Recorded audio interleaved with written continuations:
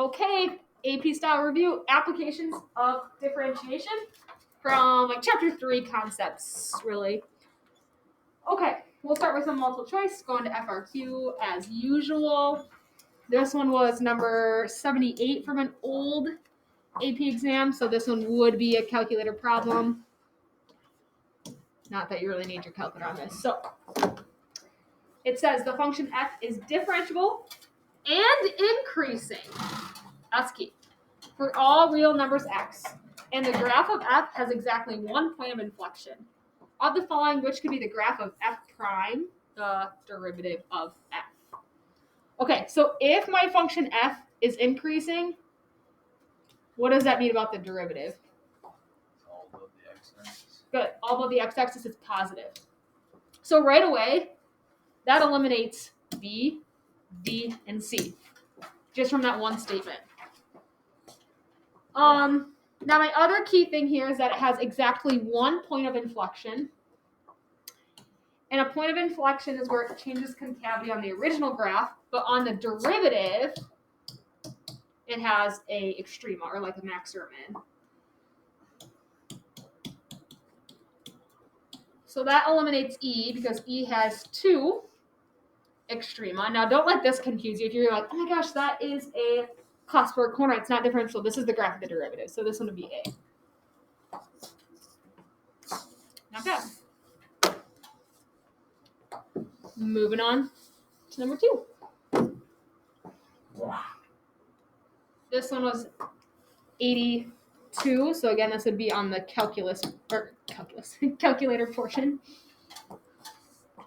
Another one where you're given the graph of the derivative. I feel like that's the most commonly like formatted questions with like the connections between f prime and f double prime is when they give you f prime. I feel like that comes up a lot. So the figure above shows the graph of f prime, the derivative of a function f for all values in between -6 and 8. Of the following, which best describes the graph of f? So making connections about the graph of f.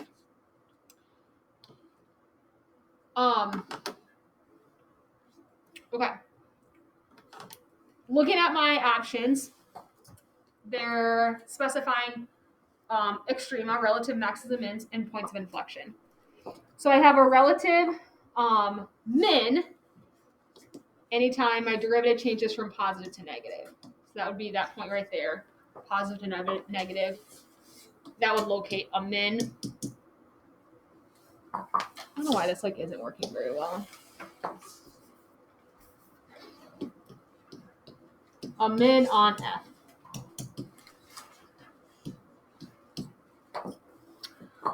Okay. Would that be a max? Changes from positive to negative. Yes, max. Thanks. Max. I wrote min on my paper. Max. Usually I use the draw button. Let me try. Bless you. Yeah, on my desk. Let's try this.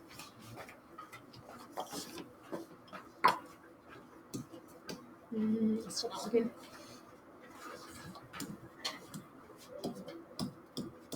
Okay. Ooh, good catch. There are no other points where it changes from positive to negative. Here, it's negative, so it's decreasing, and then it might flatten out, but it still continues to decrease. I'm talking about this point right here. That might be what happens. So then here, when it changes from negative to positive, what would we have on F? And yep.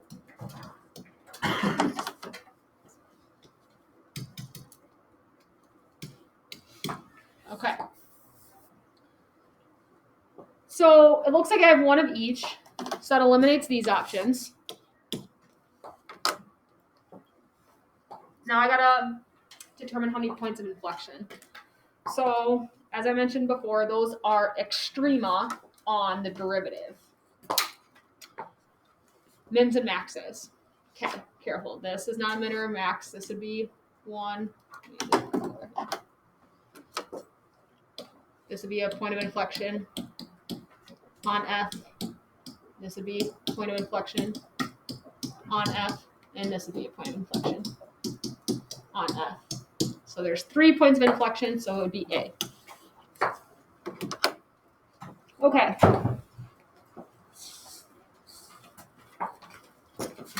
AA, just like my tests. Oops. It's usually C. C, C, C, C, D, B, B, B. Next one.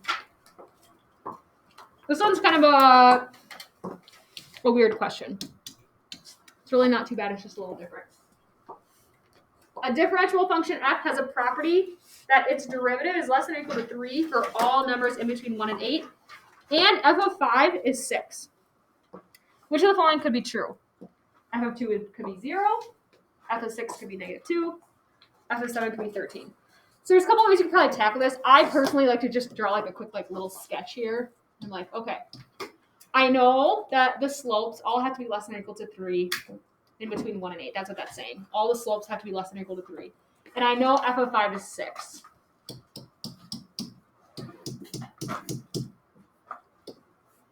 Okay. So, could we have a point at 2, 0? Well, all of the slopes, all the instantaneous rates of change have to be less than or equal to 3. So let's kind of calculate the average rate of change here, aka just like the slope between these 2 points, and see what we get. So,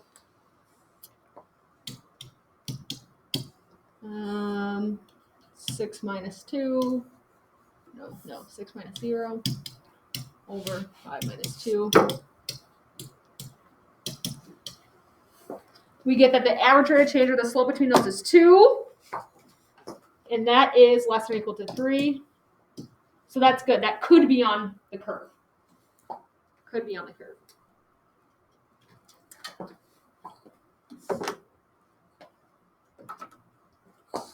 Next point, 6, -2. 1, 2, 4, 5, 6, -2. Now you probably don't even need to do any calculations here. That's going to be a negative slope. It ends up being -8. Is that less than or equal to 3? Yes. Okay, to get from there to there, from left to right, it's obviously going to have to be a negative slope. Less than or equal to 3. Last one, 713. Okay.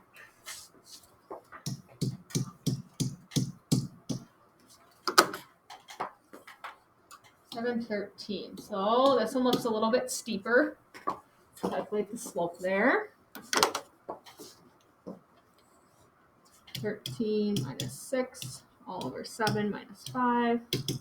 We get 7/2, which is 3.5, which is not greater than or equal to 3. So this one would be C, 1 and 2 only. Kind of a weird question, but doesn't feel very calculus-y. But again, it's applying what we know about the notation with the derivative. Classic particle motion one, folks. Classic. Oh my gosh. Smart board. Okay. Particle moves along a line, so its velocity is given by this function here for all times greater than or equal to 0.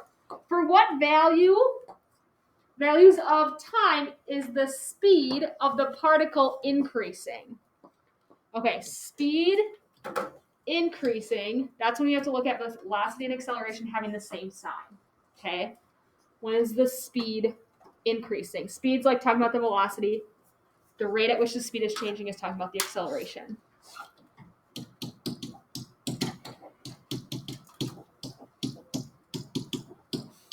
So they're either both positive or they're both negative, and that means the speed would be increasing. Remember, speed is the absolute value of velocity. Okay. Now, I do want to point out that this is number 90, so we would get our calculator, and this one we actually do have to have our graphing calculator for, because once I try and figure out when my velocity is 0, once I set this equal to 0, you're going to realize You're like, ooh, I don't know how to solve this. I have two terms that look like pretty polynomial, but then I have this 2 to the negative t power. So this you can't solve algebraically. You have to use your grapher.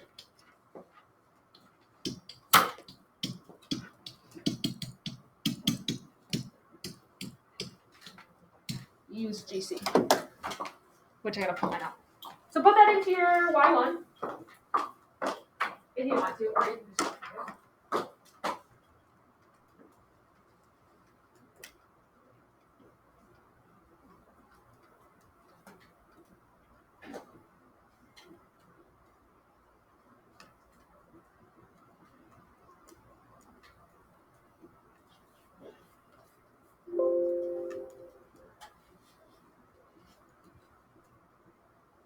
okay.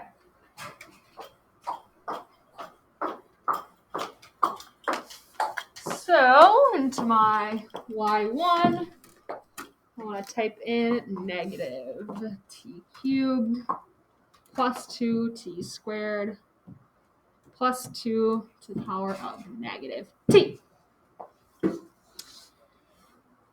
Now we're looking for when this is 0, aka crosses the x-axis. So I mean, you can start by graphing the whole thing. I'm just in my normal negative 10 to 10 window. I might want to zoom this in a little bit. Obviously, I can only have positive time, so let's like just zone in a little bit more around the x-axis so you can see what's going on here. So to calculate this exact 0, we'd hit second calc. We want to calculate option 2, a 0. Left bound of the 0, toggle, toggle, toggle, enter. Right bound, toggle, toggle, enter. You want me to guess? Yes, please. Okay, about 2.0568. Now, leave this graph up. We are going to make one big sign chart for both our velocity and acceleration here. Let's go ahead and make that mark. Well, I guess we could put it right here. For velocity, that was about 2.0568. Now, because we have our graphers, don't waste your time of trying to find the derivative by hand. Let your calculator do that. So for acceleration, here's what you'll type in. I'll obviously show you in a second. Into your Y2, you're going to do the math 8, the ddx of Y1. And obviously, we're going to see where that equals 0. Okay, so I'll walk you through that on the graph right here. So into my Y2, and you guys technically don't even know how to find this derivative yet. So we'd say math 8, and I want to do this with respect to x. I want to graph the derivative of my Y1, so alpha trace Y1. And then I know you're like, wait, I thought we could only do instantaneous rate of change with this derivative. You can, but you can graph it for all x's. And then that'll graph the derivative. I've shown that to you before, so let's just hit a graph here.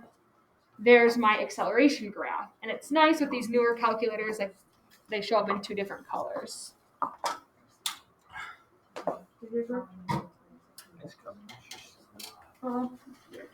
There it is. Yep, yours is 2 different colors too. My old school graphing calculator, it's all like 1 color, so it's kind of hard to tell which one's which, but I like this. Okay, so I need to find when acceleration is 0. So I'm going to hit second calc. Still a 0. Right now my cursor is on my velocity curve. So if you hit the down arrow, it'll toggle to the other curve. Okay, then same thing, left bound, toggle, toggle, toggle. It's going to come up here. There it is. Left bound of the x-axis, enter. Right bound, enter, guess. Okay, there's one value. I'm going to go ahead and write that down. For acceleration is 0. 1.2563. And there's one more. Second calc. to 0. Toggle. This one looks like right away the acceleration. Oh, shoot.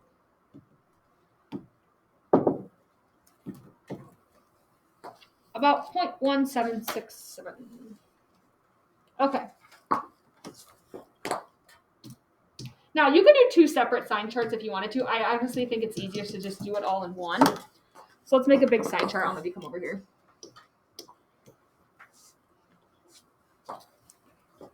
So my first 0 would be when acceleration is 0 at 0.1767.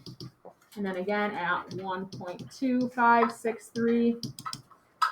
And then my velocity is 0, so obviously I'm putting them like in order here, 2.0568. Okay, so let's do the sign of our velocity. I'm going to do that in blue. And the sign of our acceleration on these intervals, and then we just need to look for when they're the same. Now again, leave your grapher up because you don't even have to test any points or anything. You can just tell by the graph of your velocity and acceleration. So velocity is positive for everything until it hits 0 at that a little over 2 seconds.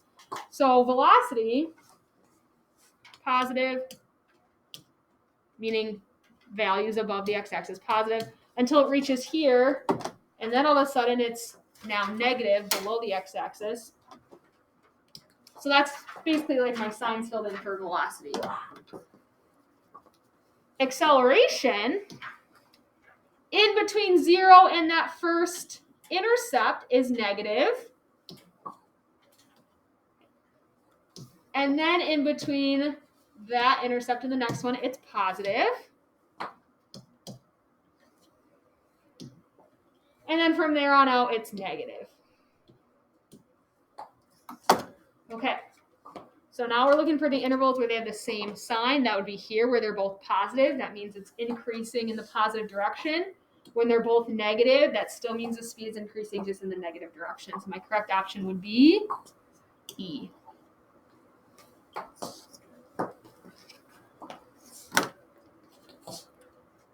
Classic problems. Okay. I like the next problem too. This one says it's number 9. This one will be a no calculator problem. Looking at the next one. No calculator. The function f has a first derivative given by that function. Nice, they give us the derivative. We don't have to do any calculus. At what values of x does f have a relative max? Okay, so we got to find our critical points here. So we take our derivative, set it equal to 0. Oh my gosh, this is beautiful. It's already factored for us. 0, 3, and -1. So I make our sign chart.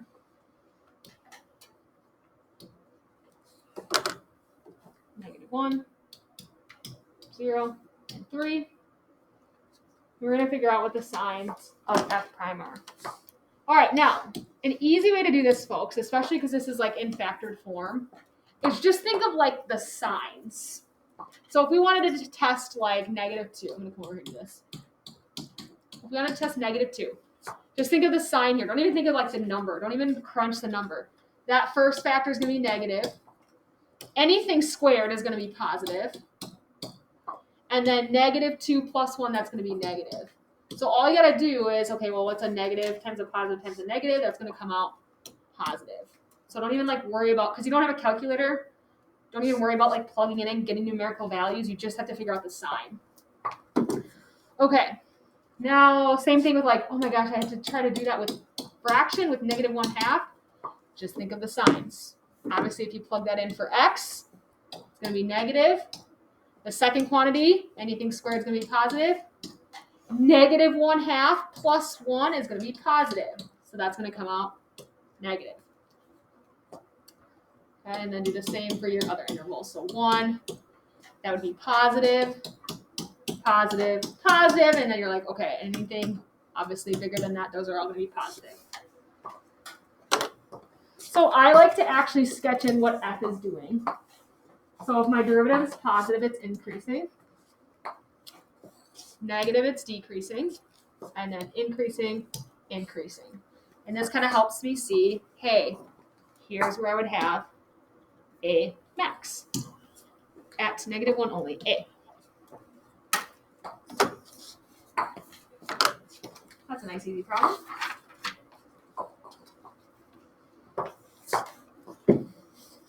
Okay.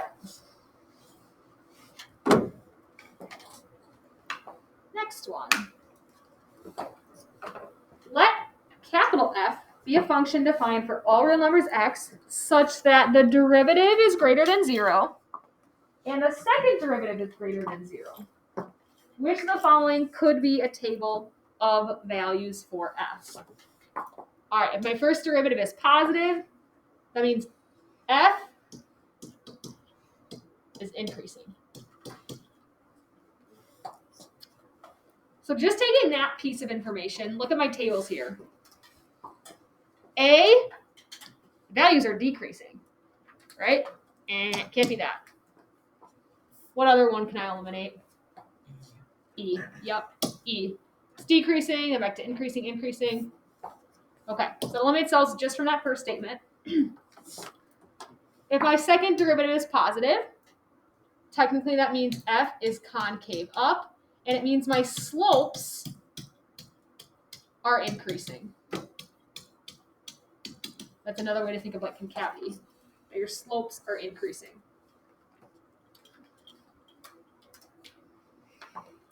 All right, so looking at C, I'm just kind of looking at my rate of change between these variables. So it's going up 3, up 3, up 3. This one has a constant rate of change, so it's going to like form a line. My slopes aren't increasing, they're staying the same. B, the rate of change is up 2, then it's up 4, then it's up 16. You're like, okay, that looks like all of like the slopes of the tangent lines could be like getting bigger and bigger and bigger. And then looking at D, this one goes, you're like, okay, this goes up 8, then it goes up 6, then it goes up 2. So those slopes are not increasing, so it'd be B. And you could always sketch like a little graph too if you wanted to. You're like, okay, which of these would look like it's like concave up, increasing? And that'd be like this half. That could be another way you could do it, sketch graph. Oh, I didn't mention that one is on the calculator version, but again, not really much we need for calculator there. On the calculator or multiple choice, they're either problems where like you don't need a calculator at all, or like problems that you have to do in the calculator. It's a combination of those. This one's on the no calc part. All right, this one says the function y equals g of x is differentiable and increasing for all real numbers. So it means we can find the derivative, and it's increasing for all real numbers, meaning that my derivative is always positive. On what intervals is this function, g of x cubed minus 6x squared, increasing? Well, let's start by finding the derivative, which we're going to have to do chain rule here.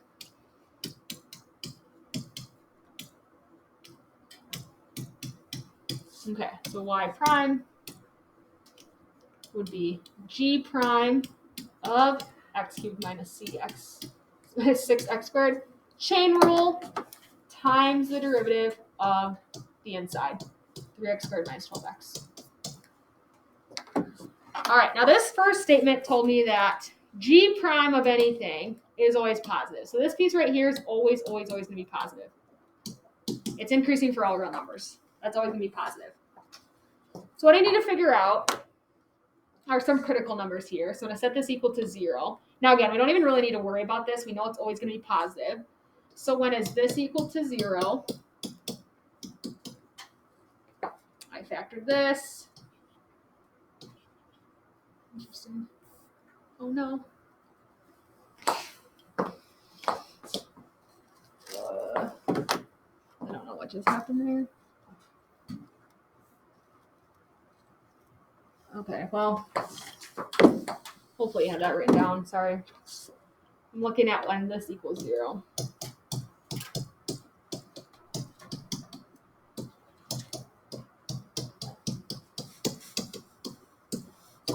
0, and 4. So we're going to make a sign chart. Okay. I'm going to put this piece back in.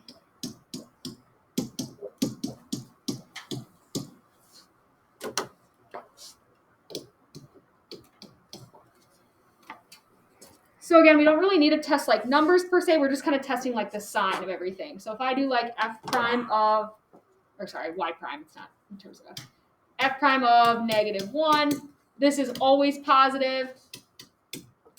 And then I plug -1 in here. You can either look at like this itself, or you could look at the factored term. I'm gonna have a negative times a negative, so it's gonna be positive. So it's gonna be positive there. Okay. 1. Well, first piece is always gonna be positive.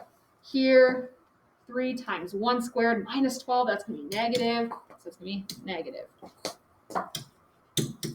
5. Positive.